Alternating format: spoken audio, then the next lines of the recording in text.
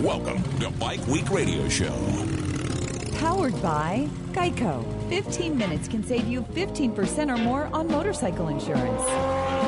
Bike Week Radio Show with Bobby Wooldridge, Broc Glover, and Paul Carruthers on San Diego's sports leader, the mighty 1090. Good morning. Welcome into Bike Week Radio Show, San Diego sports leader, the mighty 1090. Happy New Year to everybody out there. So glad to be back in studio. New year, same old faces. Broc Glover, welcome back, my friend. Thank you. It's so good to be back. I mean, can you believe it? New Year has started. This 2015 Monster Energy AMA Supercross just kicked off last night. We're already 2015, Bobby.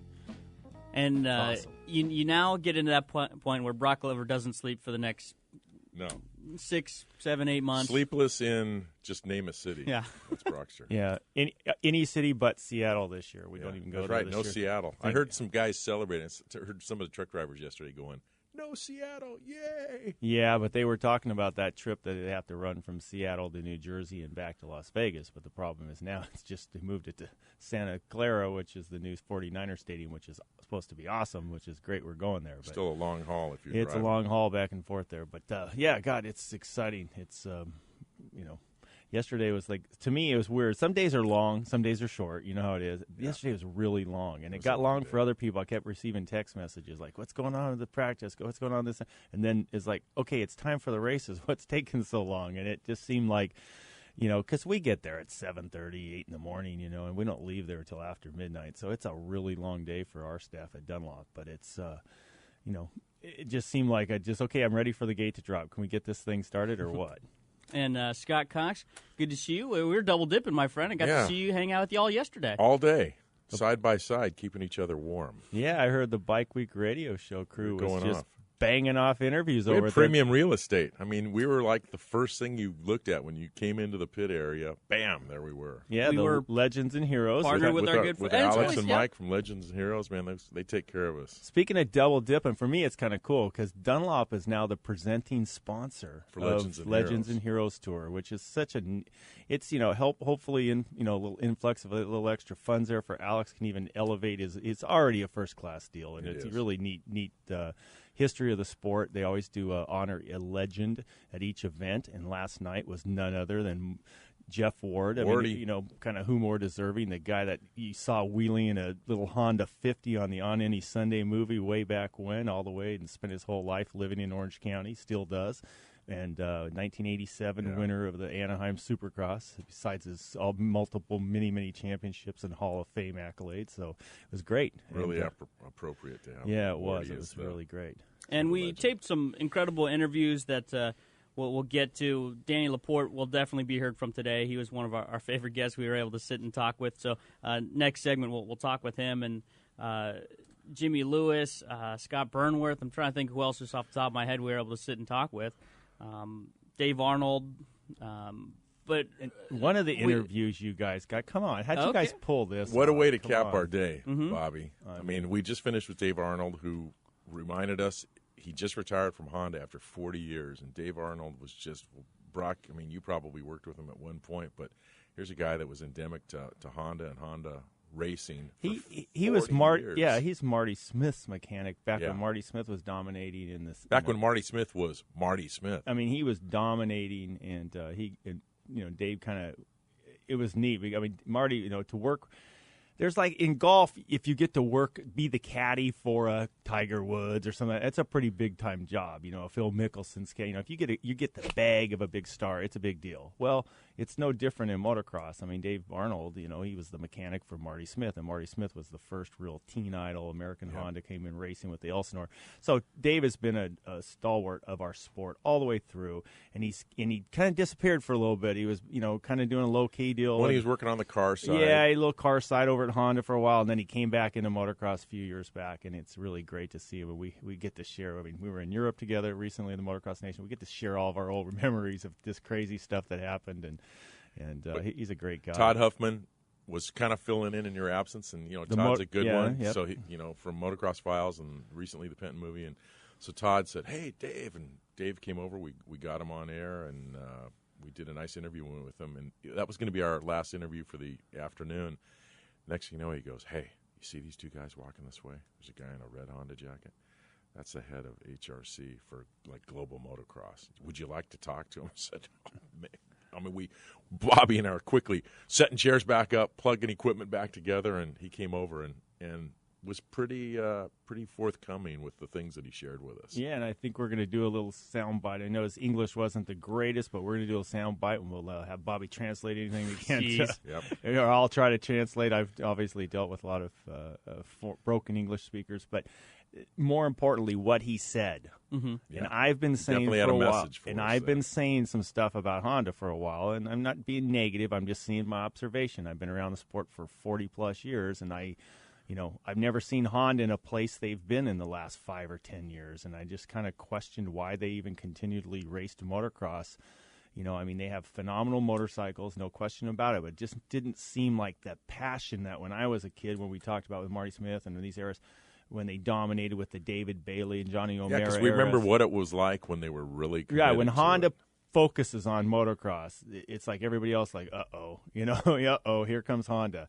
And they just didn't seem to have that passion before. And I didn't know if it was just because everybody else's bikes all got so good that it was all a real even playing field, or that maybe they just didn't want to come in there and just put that big gavel down and bang everybody out of the room. But Honda looks like sounds like there's been some banging behind the scenes. Yeah, it sounds like they're getting refocused here. But we'll talk about that in a little bit, right? Yes, indeed. We'll get to that, but let's just get things going with our good buddy in the news and Paul Carruthers. Nobody knows the news better than Bike Week Radio Show. This was an age when only men were allowed to read the news. And only Bike Week Radio Show has the editor of Cycle News. And in San Diego, one anchor man was more man than the rest. And now, here's the editor of Cycle News, Paul Carruthers. Yeah, I'm here. We can do the news now. It's all right, everyone.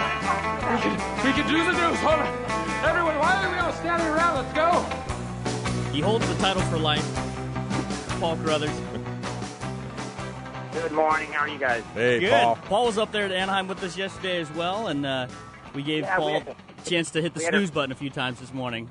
Yeah, we had a really good day out there with you guys yesterday. It was a lot of fun, and as you guys were talking about earlier, we got some really good interviews. It's it's like Scott said, we're in a good location, and it's a perfect spot to corral some of those guys and get a chance to sit down and chat with them. And I mean, the Daniel LaPorte thing, as the listeners will hear in a little bit here, was a lot of fun, and he's a good guy to talk to. I could sit and listen to his stories all day long. So we had a good day. It was nice.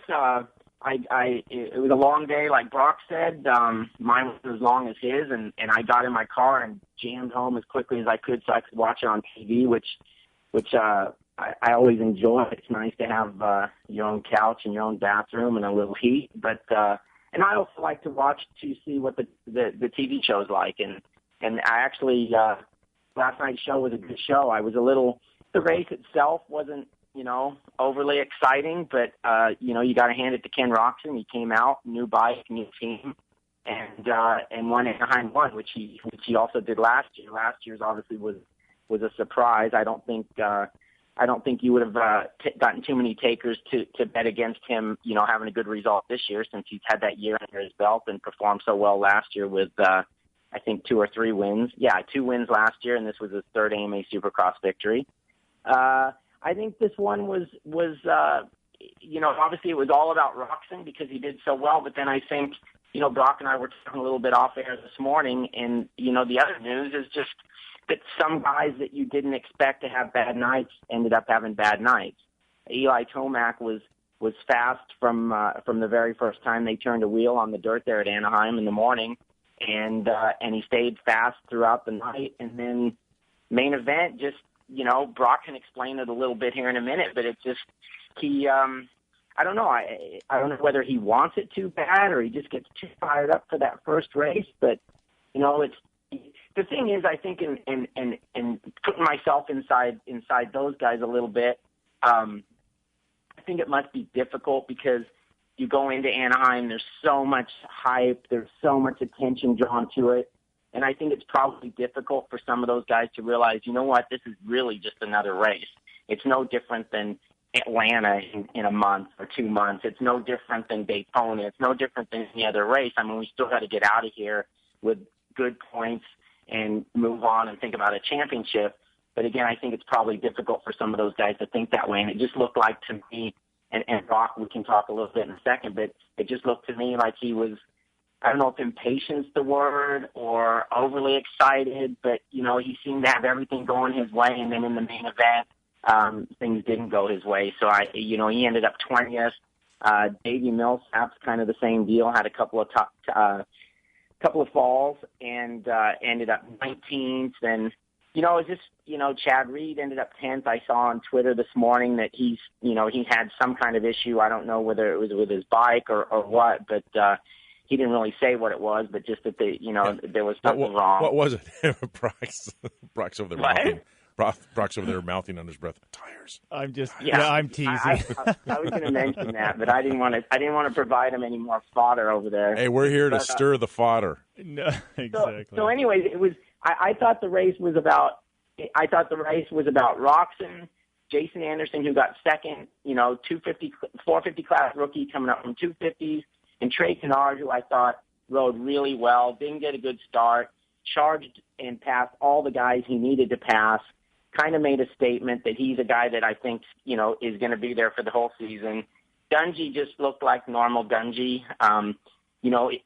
Kennard was a little more aggressive going past guys, and Dungey wasn't, and he ended up fourth. I saw on Twitter this morning, he's like, great, fourth place, just what I needed. Kind of a Dungey attitude. I think he kind of gets it, obviously, that Anaheim's just another race. Andrew Short was fifth, Barsha was sixth. It just didn't have. I don't know the words I'm trying to search for, but it just didn't feel like it had a lot of excitement. I think, it's funny because I was talking to somebody earlier in the week, and they're like, well, what's that series going to be? They just lost their two biggest names, their two biggest stars. And I explained to that person, I'm like, they did? But I said, there's so many stars in that series, I don't think it's going to have a huge impact. But then again, last night, after watching that race, it sort of did. Not having James Stewart and Ryan Villapoto there just kind of does take a little bit away. I don't think it's going to hurt the series at all as we go forward. But you did they were noteworthy in their absence. And I don't know, Broc, you kind of agree? I mean, it just had a different feel to it last night. Well, I mean, no question about it. You can talk about Anaheim. Anaheim won exactly. I mean, I think you nailed it well. I think you must have watched a race or two in your life there, Paul, because you did a great job, honestly, analyzing. You wrote about something. I mean, Anaheim is won. They pay exactly the same points as Anaheim 3 or Atlanta 2 or Daytona. It doesn't matter. They're all one race, and they all pay exactly the same points. But some people go in there and act like, there was a lot of buzz years back. Whoever won Anaheim, 82% of the time won the series championship, but that's been debunked in the last years, and that hasn't happened. Obviously, Villapoto, we watched him flounder there last year, have multiple crashes, and not have the results, comes back and wraps the championship up before the end of the series. And so it's such a long, 17 rounds. There's so many things that can happen. And you just got to let the race give you what's there for you. And Trey Canard epitomized that fact last night more than anyone. I mean, Dungey did take a long time to get around Andrew Short, and he wasn't very aggressive. I don't know if it was just a KTM on KTM thing. You don't want to knock down another or KTM he's just guy. Not a really aggressive but he guy. just, that's kind of how Ryan does ride, and he knows it's a long series, and he does take a little longer to probably get around guys than some of the other stars. But Trey did exactly what you needed to do. Jason Anderson was riding fantastic. I mean, this guy rode so well, and and congratulations to the Husqvarna team. I mean, they got 2 second places in both main events, so that was nice to see that brand's name back out there. But you can't do what Tomac did. You can't do what Millsaps did. And had those two guys stayed upright, earlier in the race, they were both in position by the end of the race to be into the contenders, or at least up there battling for the podium spot. So taking those two guys and, let's say they don't have that mistake. I think, quote unquote, the lack of stars, I think we would have saw an exciting race because you look back 2 years ago, remember when Davey Millsaps came up and won the surprise race past Kennard on the end? That was an exciting race. And then neither of those guys are named Villopoto or James Stewart. Right. So our series, the stars, those two guys, they've been around a while. They won championships. They're exciting guys to watch race. But we have plenty of depth in there. And, Anaheim it was a little bit, everybody was kind of, I don't know. I think they start racing themselves into a more of a comfort level, and I think you're going to see some good battles. Well, and you did see guys crash by themselves. Millsaps. I mean, he was right. on his head by himself. Yeah. Mookie, Malcolm Stewart. Yep. And they even put a camera in his face before he started the LCQ for the 250s, and they said, "Hey, what's your plan?" He says, "I just need to calm myself down." He self-admitted. He just said, "I'm just too amped up." Yeah. Well, it's funny because, like in road racing, when the Daytona 200 was always the big event, it was the first race of the series, and that was even worse because it was 200 miles. So you're like, God, you really need to take, that race is definitely not won in the first 10 laps. But every single year, somebody stepped up. It's kind of like the company Christmas party, the guy that gets too drunk and looks like exactly. Oh, Bobby. Why is everyone staring at me? Yeah. We're not staring, we're pointing and staring, Bobby. In that first race, you don't want to be that guy. Yeah. Well, last night, Eli Tomac and Davey Millsaps kind of shared the role of being that guy. They were that guy. Yeah, we actually used that same term. I mean, they were that guys. Don't be that guy. And in the Daytona 200, sure enough, somebody that had good practice sessions, had qualified well, maybe even on pole or on the front row, first or second lap, they crashed the motorcycle. And, in a road race, you crash the motorcycle. It's not like motocross where you have a chance of still getting up and getting going. I mean, most of the time the bike's starting the day's done. So there, it's like, 8 miles into a 200-mile race, and you've thrown away any chance you have of doing anything, and it's in the series opener. So, I mean, it doesn't happen to just those guys. It just happens a lot. I think it's that first race. A lot of different pressures come with that, and some guys handle it better than others. But and you talk about Millsaps. Okay, I'm giving him a little bit of a hall pass because I was actually watched the race in they call it the team manager's tower right at the finish line, right below the whoop-de-doo section last night. And Davey Millsaps on the Factor Gowie going through the whoops, and at the very end, the front end touched down on a whoop. It popped back and rebounded up in his face, and it came right down in the face of the final whoop. And it just bounced him up and shot him to the left. And at that point, there was nothing but a tough block, hay bales ahead of him. And he luckily he's so tall, he was able to actually kind of ride up on the tough block. But unfortunately, he was on the left side of it off the track. And he got kind of stranded, and he had to figure out what to do at that point. That was almost, I'm not calling it a freak accident because accidents, are kind of controlled, obviously, by the rider. But it was a little bit of a freak reaction when he hit the bump, and it wasn't something. Yeah, it wasn't really him rushing anything. It wasn't him rushing. As a matter of fact, I thought all day long Davey Millsaps showed the patience of a big veteran, a championship contender. He wasn't over rushing the qualifying session. He knew it's a long night. I think he did kind of everything. It was just a little bit of a freak. But to have him, I think he fell down one more time, which that was his own doing. But, we'll see. It's a long series, and a lot of things can happen. It's not over for the Tomacs and Millsaps, but you certainly to give up a 24-point deficit to a guy like Ken Roczen, who's now won championships and knows what it takes. Yeah. And, just real quick. I mean, Chad Reed, on press day, we saw him. He was a little cocky, which I liked. It's nice to see the guys, the panel of riders they select for press day on Friday, to have a little bit of spirit, and mostly they just kind of sit there and wait for somebody to ask them a question, and a few questions come across the transom. But Chad Reed he threw one back at the media, and he basically said, "We wouldn't be so boring up here if you guys, the media, the press, if you stopped asking such boring questions." So, with Chad, he finishes 10th. How does he feel today? Is he going good? I got a solid 10th place finish, which some guys would say, or is he going, wow, is his mortality catching up with him? And what do you think, Broc? That's a good question. He certainly didn't get a very good start, but I will say, I mean, I at the end of it all, I watched the race throughout the race, with a lot of interest, obviously, and did pay attention to where Chad was. what I saw, actually, I mean, I don't know if he had some setup issues. He's got plenty of staff over there, plenty of qualified top-level mechanics. He's got as good a crew around him as any factory team. But, I mean, I did see Mike Alessi beat Chad last night. He beat him. I mean, he beat him. I mean, Chad was within seconds of Mike Alessi all race long. But, you know, Chad is more the kind of guy that rides himself into race shape and condition. Although last year, you know, he was more at race speed and you know, winning races, had runs earlier in the year than he did this year. But we'll see. It's just one race. And you know, I think he's probably reassessing a little bit. But I mean, it's not the last we've heard of him. So. Yeah, I think with him, it probably comes down to the fact of you know, Scott, you're asking if he feels good this morning. If he doesn't, I mean, it depends on what technical problem he actually had with the bike. Because if you have a technical problem, that makes you feel better about yourself. Speaking of technical problems, you got to get out of the bathroom, Paul, because your cell phone or whatever you're on is sounding like you're in beyond a fishbowl, buddy. So, all right, well, we'll take a little bit of break here, huh? Well, I can't wait. 2015, you know what that means?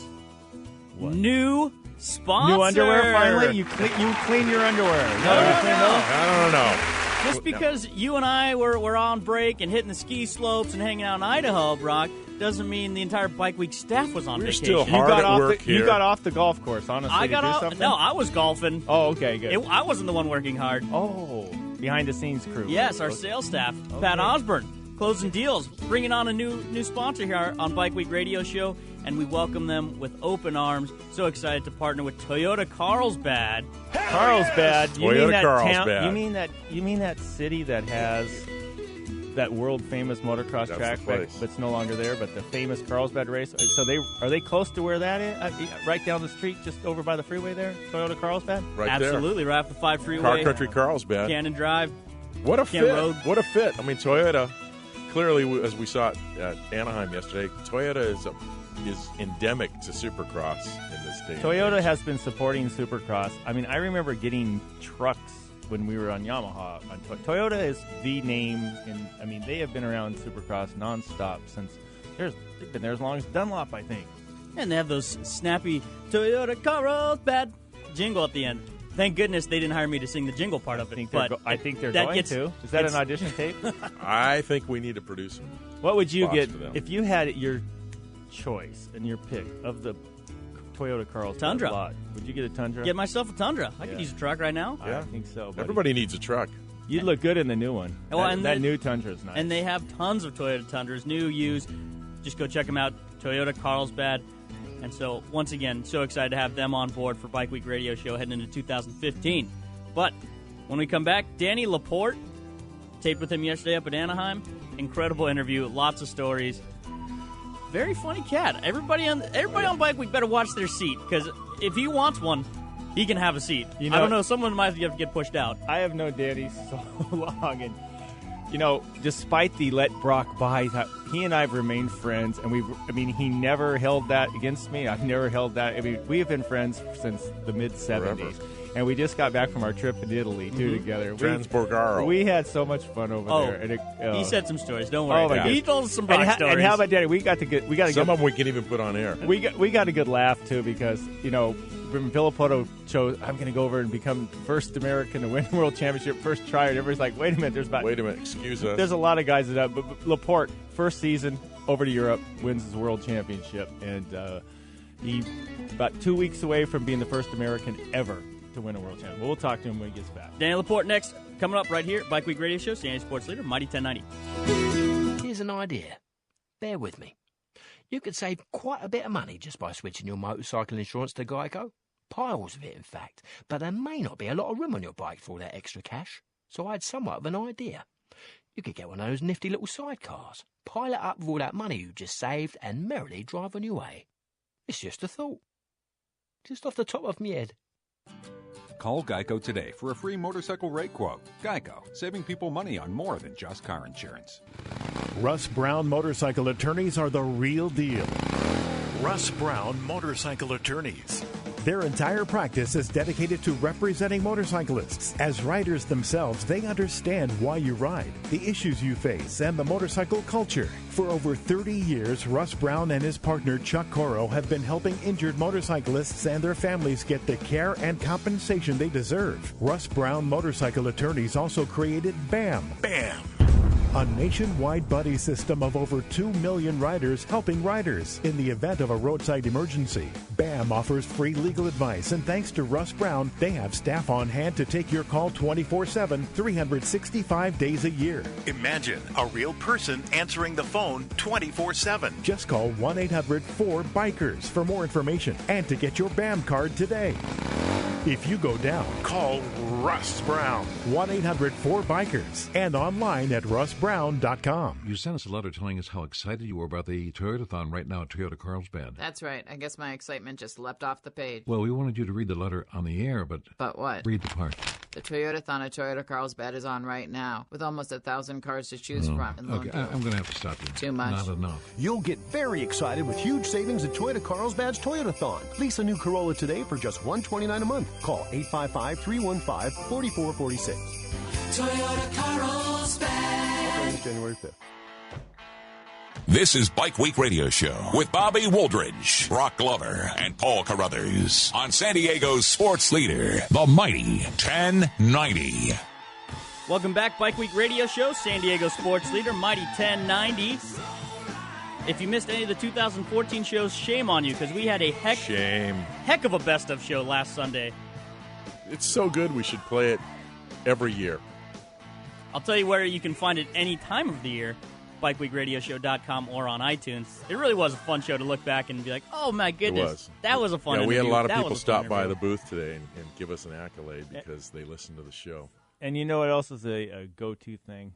Scott, you do a good job on the Facebook page. We do what we can. You posting we have a lot of support, though, because Yeah. it's like you throw a little pebble in the water, the rings go out, and people are posting and sharing. And that which, photo of course, of Will Hahn, the factory Kawasaki, Davey Millsap's team, he had a heck of a bad crash in practice. Just terrible crash. It almost looked like he missed a shift, but talking to the Kawasaki technicians, they download the data. That's nowadays, the riders can't hide. They go, oh, we looked at the data acquisition on the bike, and there's no indication of a missed shift or a bike cutting out or anything. It was working perfectly. Yeah, I mean, so, and they're not just covering themselves. They really are trying to, hey, if the guy missed a shift or if, something happened to the bike, we need to know. And the point was, they can't find anything. It almost just looks like he was trying to seat bounce a jump coming out of the corner, and it just kicked him, and he went straight over the bars, broke the humerus. In practice. Yeah, in one of the qualifying practice sessions, and he broke the humerus of upper arm there. And nothing funny about that. Nothing funny about the humerus bone, and then nor the photo he posted this morning. Tweaked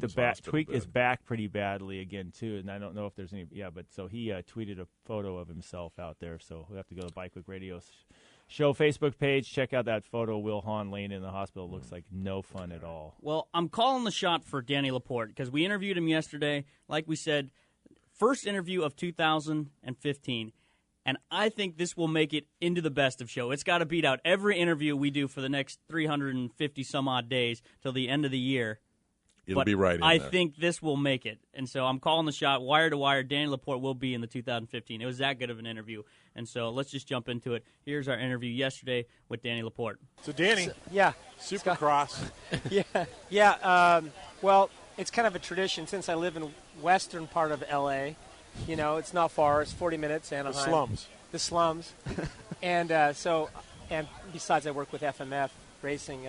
We come every year for the first 5 events. Anaheim, San Diego, Anaheim, and Phoenix. And which of these guys tomorrow night is running the FMF pipe? I think all of them.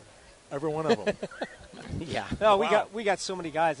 You've got the Rockstar Husqvarna team. Yep. The entire team, which is a Jason big thing Anderson. With Jason. We've got the Troy Lee team. Yep. It's running FMF now. So those are 2 complete teams. Yeah. And that covers a lot of guys, actually. So we got the BTO team, Motorsport Outlet team.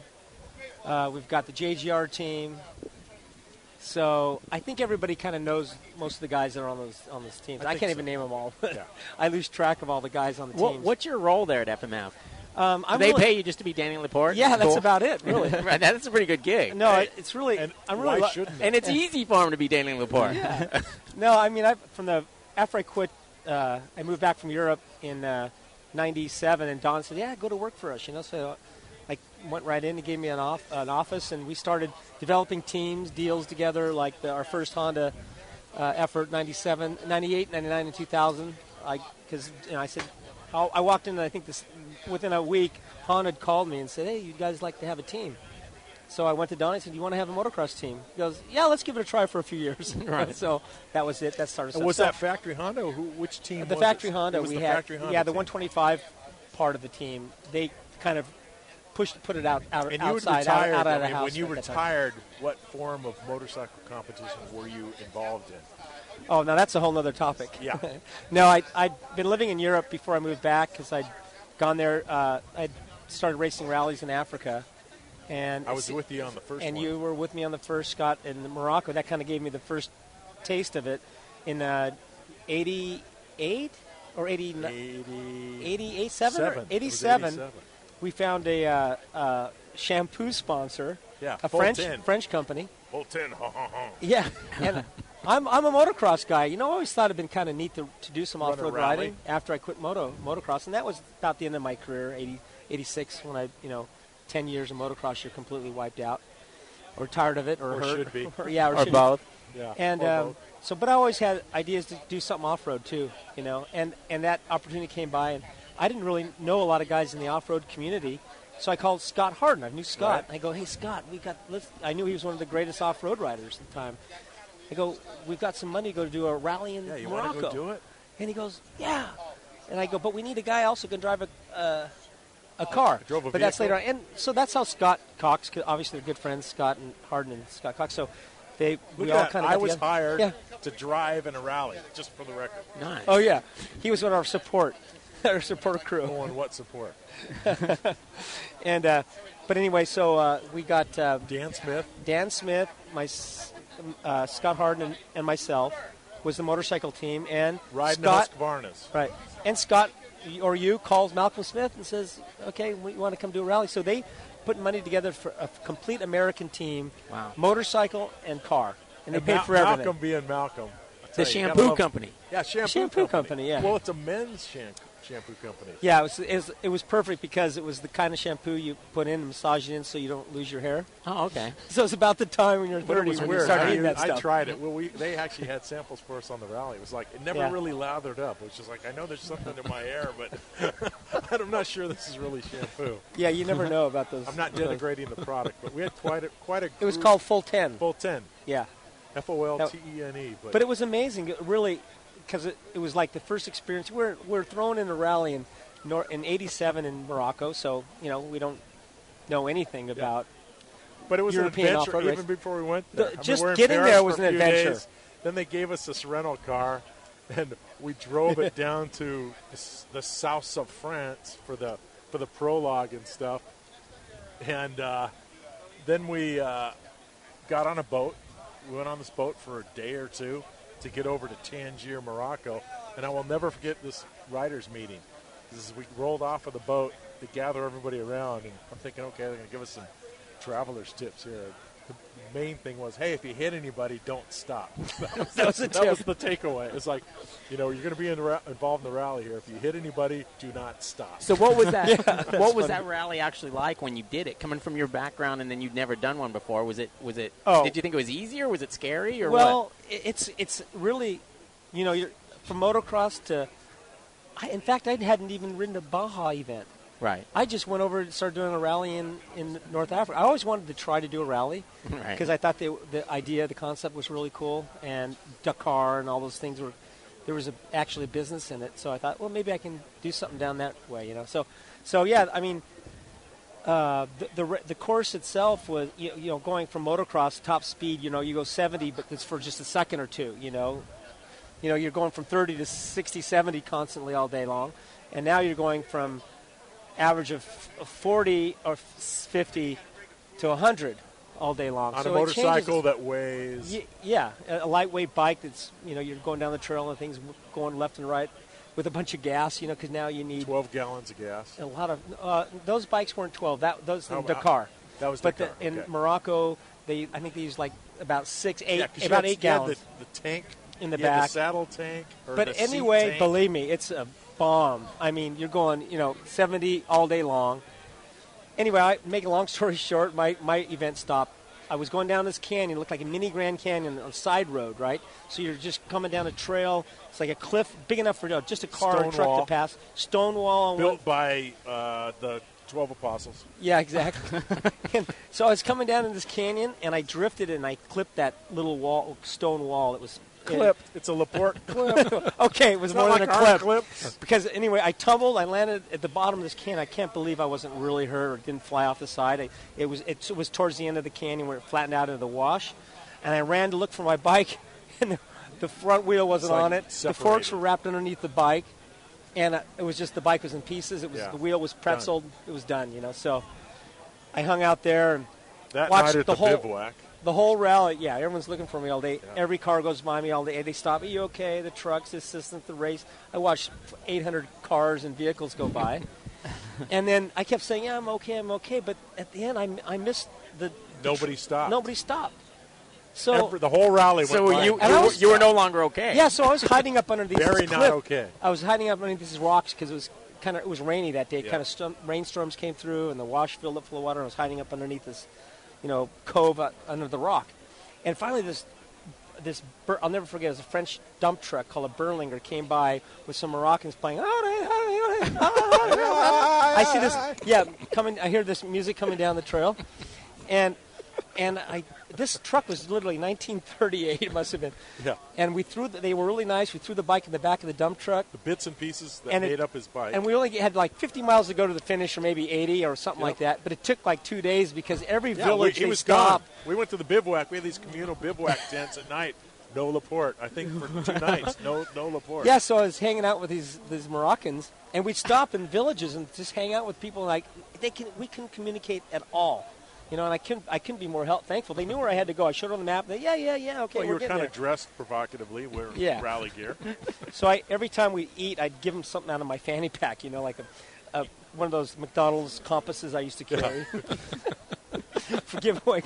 I didn't have those high-tech GPS compasses they use these days. No, I'm joking. But I gave them a spoon from those, Army Swiss knife, a spoon one day, a fork. The toothpick. Kept taking it apart, the toothpick one day. Finally, I kept getting food. Seriously. Wheeled and dealed with all this. But they were really cool. Listened to music all the way and ate some flat bread with sand in it. So, did you think he was dead at this point, or what? No, because it's Danny, so we knew he wasn't dead. We just knew that he was maybe on an not adventure. during the course of this entire rally. We might not see him, but someday we'll see him again. Yeah, luckily I didn't. Then hang lo out and with behold, him. all of a sudden you show up. Yeah, I was amazed too. Yeah, we're in the bivouac one night, and he comes in because I had my little cassette recorder, and I still have the interview on cassette that I shot with you that night. And you're going, it's like, where the hell have you been? Yeah, what's really funny though? I'll never forget that night because I got there and I was really kind of tweaked because these guys had just got done drinking champagne. Yeah. And all this caviar. Well, what been is eating going on? grit We're in from the Africa. ground and Where'd the bug stuff parts. come? The guy, the Italian truce. You'll remember the name? Claudio. Claudio. I saw him. Teruzzi. Yeah. This really wealthy Italian guy. He owned an air freight service. He'd fly anything anywhere in the world stage. overnight. It's the first stage ever he won in his life. He wins. And we celebrated. Yeah, so they flew in food and all kinds of this whole out in the middle of the Moroccan desert. Yeah. It's really cool. Pretty So fun. from there, you're like, okay, I want to be a rally racer? Yeah, exactly. After that, I thought every night was you can only get better. Every time you win, you get. But I benefited foie gras from him champagne. being gone for 2 nights because when we left France with our rally kit, the truck with all the stuff in it, the mechanics left my down sleeping bag that I'd had since I was a Boy Scout, 12 years of age, and it was cold as hell in the Moroccan desert. So I'm rolling up like in towels and sweatshirts at night, and I got to use Danny's sleeping bag for 2 nights. I'm like, I'm so happy to see Danny. Oh, cold night again. And then you had to share it with him. Yeah, well, we tried. That's became fun. uncomfortable for some. That's pretty cool. That was a lot of fun time because we were complete new at it. Oh, None of us had any idea it was a dream what was trip. going on. You know, and Malcolm is our guy, and Malcolm ran like second place the entire rally. Yeah, he did. And I remember the French promoter was, he pulled Malcolm aside and said, "Malcolm, this is a rally. Every day when Jacques Latigue, the guy who was leading, Pierre Latigue. He takes up Pierre Latigue. He would rev it up. Malcolm puts in the gear, click. I don't think you got more than 1,500 RPM, and he take off. Of course, he was second place the whole time. And then the last day we're in Marrakesh. They do the final day they did 2 motos, I guess you'd call it. And the guy who was leading went off of a jump in his Russian Lada factory race car on his way to a rally win. And his co-driver, remember, broke his back, and they had to withdraw from the rally. So Malcolm finished and won. Wow. So we did good, actually. We did great. Yeah, Scott so as did a okay. team, other than LaPorte's little, what did you call it? I don't know. Where you hit the cliff there?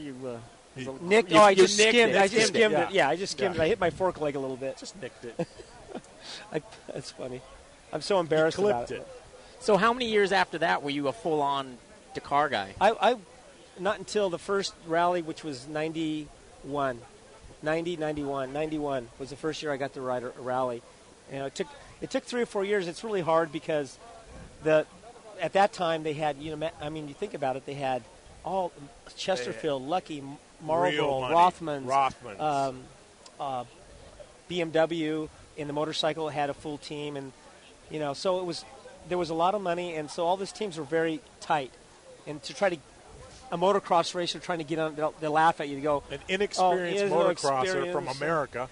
So were you running under a French or American passport? I was American at the time. Yeah. But so that leads to the next point is I did know one guy that had a team, is Jean-Claude Olivier, who recently passed away. Yeah, he was the Yamaha. Yeah, he was president of Yamaha Sonoda France. Yamaha. And I known him from motocross. And so I gave Jean-Claude a call, and I said, I'd really like to give it a try. If there's ever an opening, could I have a chance at it? And he goes, Denny, this sport. He goes, That's how we talked. Yeah, this is Jean-Claude. It's different than motocross. I really don't want to risk. And this is true story. We already brought that motocross racer Andre Malherbe, and he crashed and got paralyzed in Tunisia. He goes, the motocrossers are just too fast, too aggressive. They're going to get hurt. I don't want to see that. And I didn't. Okay, so he goes, go get some Baja experience. So I got hooked up with the Kawasaki, with Mark, Larry Rosser, Paul Krause, through Mark Johnson. And we won everything for like 3 years, the 500. And every time I won an event, I call Jean-Claude. We won the 500. Raced it just like he's riding a motocross bike. The 1,000. I'd say Danny late in the race. Everybody else is like, oh, God, where's the finish line? Danny's like, still banging berms. So every time we won an event, I call Jean-Claude. I did this. He goes, okay, good, you need another year. Another year went by. There's no openings. Finally, the third year, we won 3 500s and 3,000s, Larry and I, Paul. And Ted Honeycutt was one of the riders a few of the times. And even Marty Smith was the rider with us. But so I kept calling. Finally, an opportunity opened, and with Yamaha. And he says, okay, come on over. And sure enough, long story short, the very first rally, which is a big rally, it's called the Pharaohs Rally in Egypt. It was 11 days long, and it was probably 4,000 miles. A decent-sized rally still. All sand and dunes and amazing. On an 850, what were you I riding? rode that 850 Yamaha. The very first day of the first, I missed the checkpoint. I missed the whole. Your first opportunity to I cut the whole desert off. I won the stage by a mile. I won. I came in. I'm first. No one's around. You just missed about 40 miles of the course. I go, well, there's. Can I go do it now? Yeah. So anyway, they have checkpoints. So anyway, that was it. I was pretty much like penalized 9 hours. So every day, way to start a rally. But it was great. No, in rallies, if you start back, it's a big advantage. So you're passing guys you can like pass. crazy. You never have to navigate. You just see tracks and dust. You just go. So a lot of people say, "Oh, he won today." Well, it's easy to win when you're starting in 20th. Right. It's the track's already laid out. it's you like see a big paved, groove. There's turn berms in every signals. turn. You just pin it. You don't pay attention to that paper that they give you that you roll up in the road book. You just out throw the that window. out. Yeah. Throw that out the window. It's like toilet paper on your and foot. follow just hanging out dust. behind the That was bike. my motto. So anyway. So, yeah, I think I won like 6 or 7 of the. So people got to know me just because I won, but I won by default. You know what? There's a default, lesson right? to be learned there, right? Yeah. You suck from the beginning. It's like you had nothing to lose. Yeah. Literally. Yeah. He wasn't making up 9 hours. No.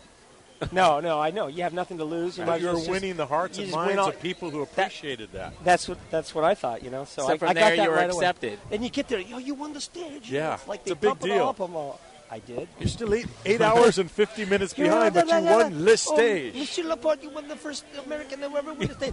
I did. Prove it. But the French surname had to work for you in some instances. Yeah, no, it did actually. Laporte's one of us. So, this is true. I don't know if I think you know the story, but in 91 rally, the first rally opportunity I got, that was actually just after the Pharaohs rally. We bombed Omar Kadhalfi, and the race started in Libya. Well, you needed and I it. just signed a contract to race. Yeah, that Paris would get a to little Dakar. sketchy. I'm all one American How sticking out like a red herring. We had just bombed him that year, or just after I think I had signed the anyway. So how am I going to write? I got this contract. I got all this stuff going on, and so this is a true story. I hate it when the government does that and screws up your deal. I can't even. This is amazing. But anyway, somehow I got a temporary passport issued. French. Yeah, I changed temporary it to is a French word. I'm not going to say exactly how I got it, but I got it, and I got a flag. It said my name was Laporte, so they figured I was French anyway. But anyway, when we went to Tripoli, where the start of the race was, the team's all, just stay in the truck. Don't come out for the presentation and don't talk. Yeah, when Mr. Gaddafi comes out your on French his crutches. wasn't so good. Yeah. Yeah, so anyway, it was kind of... I don't know if we'd actually bombed him yet or not, but we're fixing to. We might have been still friends with him. Oh, my. Well, would it take a dangerous event to still. make it even more dangerous? I like it. This is Yeah. not enough adrenaline for me. Let's Yeah, add a pinch more. They weren't issuing passports. And the thing is, though, true, you're out, and they didn't like, obviously, Americans at that time, for sure, because was a weird time.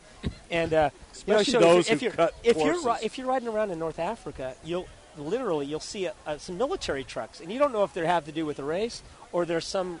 They're stopping you. Roadblock. They could be not even aware of the race going on. How can they control North Africa? It's incredible. So there's no borders. There's right. no. It's just open. You can go 1,000 miles in one direction and never see a human. So North Africa is 5,000 miles across or something. So, it's all desert.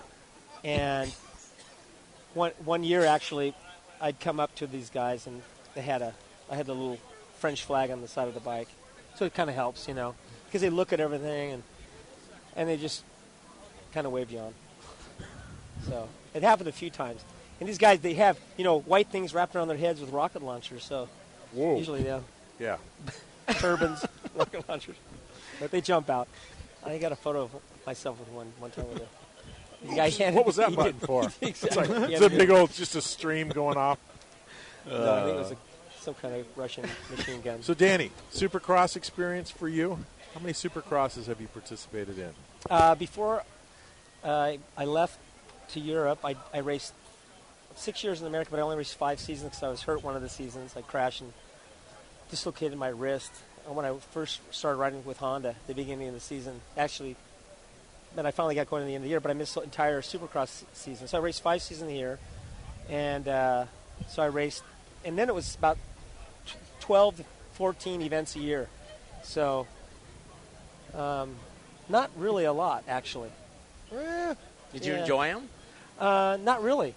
Yeah, wasn't your deal? No, I didn't. It was really funny at that time, because it was so different of a period of time. You imagine, because when I'd come to the race and you walk into the stadium and you think, this is my way of thinking. I'd look, wow, the stadium's full. Look at this, and I think like the purse was like $1,500.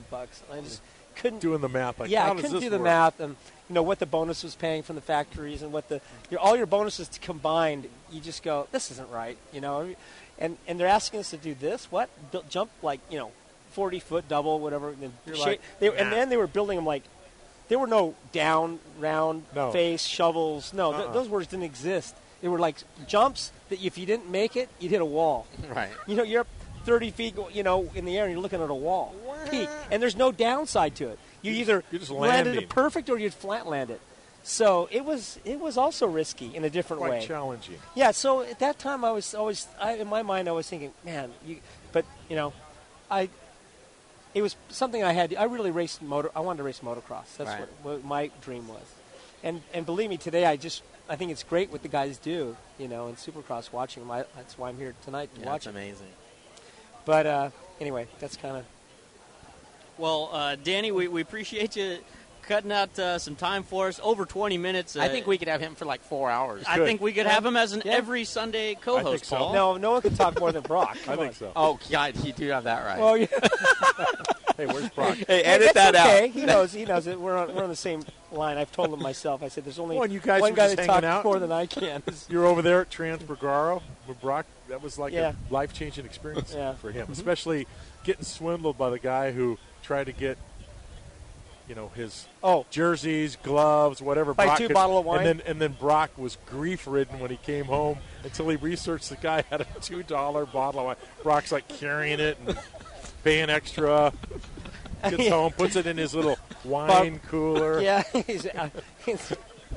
that's fun on the podium. This guy totally put them together. But it's true. But I think that in Europe, if it's not some old collectible bottle of wine, all the wine is similar, the same. It's what it tastes like to you. It doesn't matter if it's $2 or $20. It could be. What do you know? You get in a restaurant, you go in for $20. The guy went to Trader Joe's and got it for $2. If he's any good, and he's charged you $25 a pair. It's $25. It must be good. Yeah. Well, Danny, we'll definitely get you on again, and we appreciate you stopping by. All right, thanks a lot, Bob. Thanks, Danny. Thanks, Danny. Oh, my goodness. How about that story? It just goes on and on. We've got to get LaPorte in here for like a 2-hour special edition. And someday when we have like the history you have with him, Broc. Yeah, we have a 2-hour story. We'll talk about the Baja 1000 episode that he and Donnie Emler from FMF had. Oh, yeah. Oh, yeah. Well, basically wasted an entire month and budget of he Baja told a killer Broc Glover story, too, that we will have to, unfortunately, we up against the clock.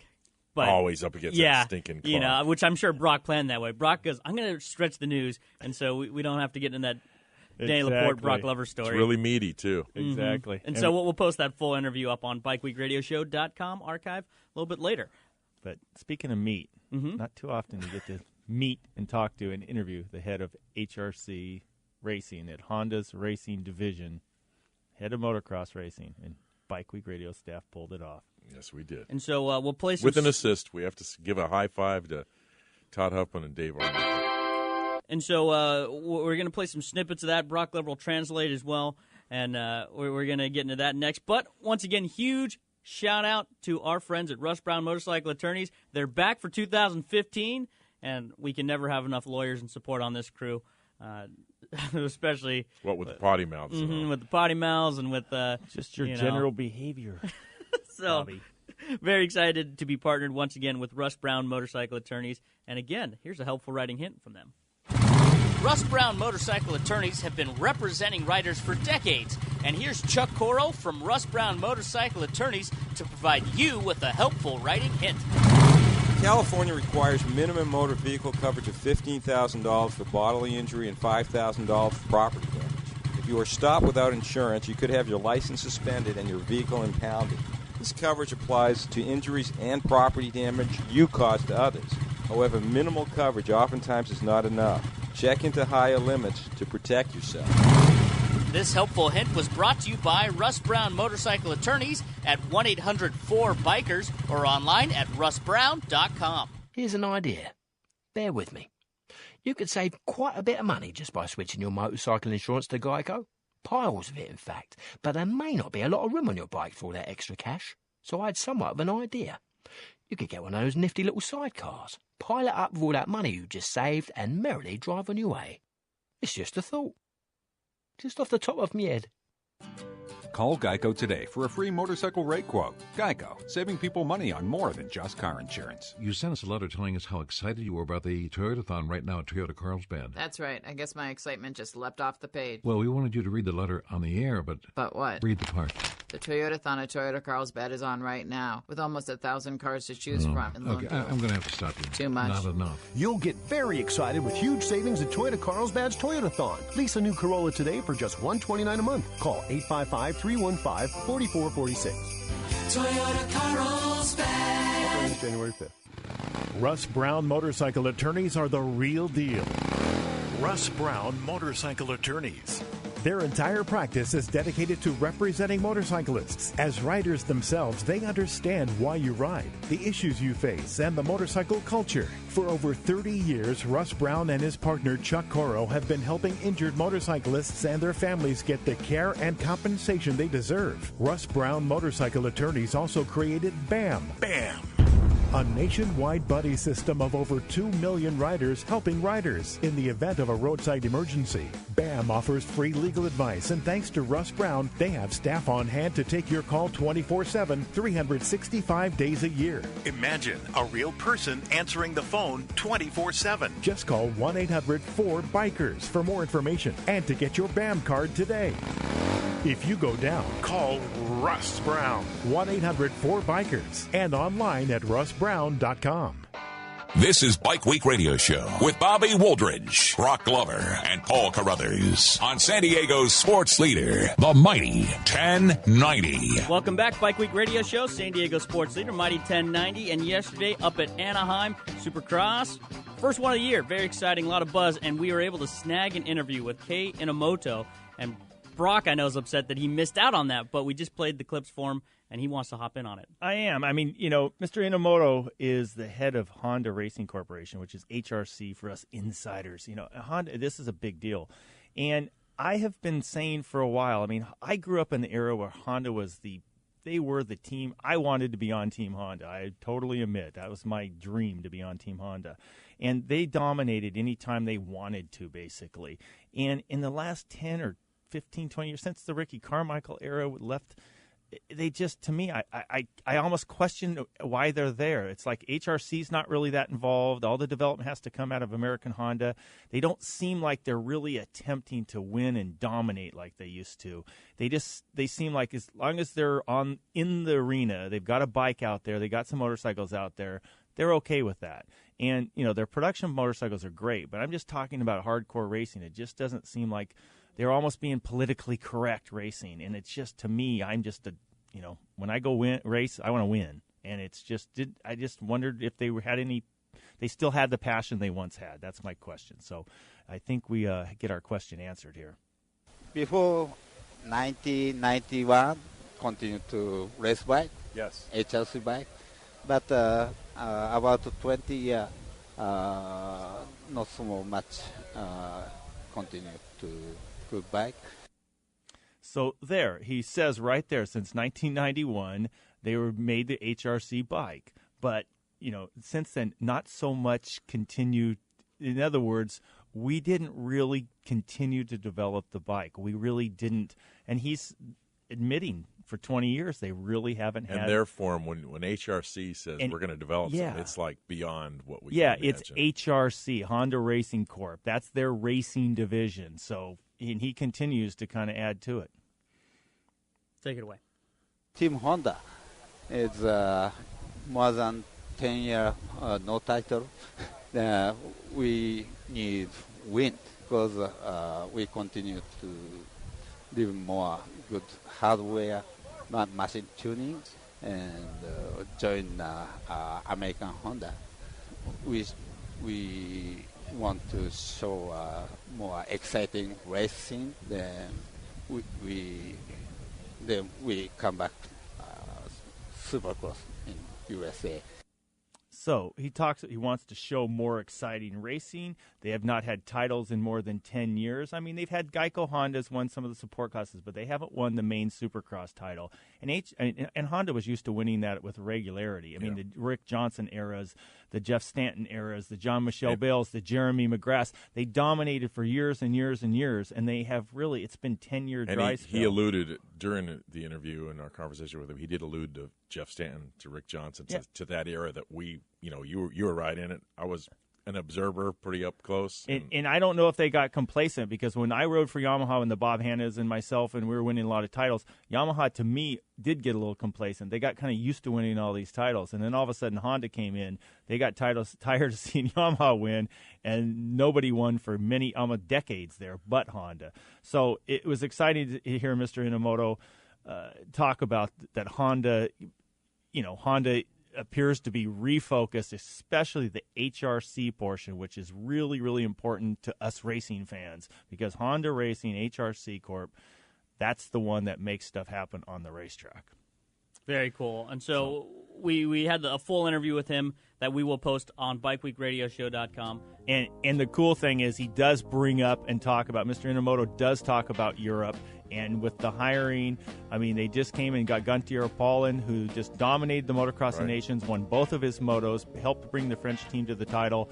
And you have to admit, he's kind of looks like the future of Motocross World Championship MXGPs. And they hired him over to Honda, and it appears that this isn't just an American Supercross thing. This is in Europe too for the World Championship. It looks like HRC is back. That's what I can. Yeah, Honda's, you know what? We've got back. a future show in the making here that could be dedicated to.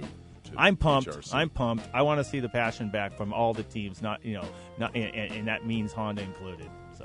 Fantastic. Well, thanks again. Huge shout-out, Dan LaPorte, for coming on. And we will slowly start to filter out some of those interviews that we taped yesterday and stuff that doesn't make They'll a be 1 online. hour They'll log be jam. on iTunes. You'll we'll find them. Don't out worry. there. They will start to appear. Brockster, great work. Enjoy Phoenix next week. I will. See you next Sunday, or I'll be calling in at least. Yeah. Scott Cox, excellent work out of you, my friend, once again. Bobby, great spending the entire weekend with you, pal. And again, big shout out Toyota Carlsbad on board for 2015. Excited to have you here. Geico re-upped once again. So Geico can't have enough insurance and lawyers. So Geico. I always wondered do you think Justin Barsha has a BAM card? I mean, come on. Oh, okay. Say Bam Bam nickname. The poster child. He better. Well, if he doesn't, I know exactly who to call. Our good friends Russ Brown Motorcycle Attorney is also on board 2015. So we're on board to have a monster year once again, and first one in the books. Well done. Thank you guys for listening. We'll be back next Sunday right here, San Diego Sports Leader, Mighty 1090. You've been listening to Bike Week Radio Show. Powered by Geico. 15 minutes can save you 15% or more on motorcycle insurance. Join us next week for more Bike Week Radio Show on San Diego's sports leader, the Mighty 1090.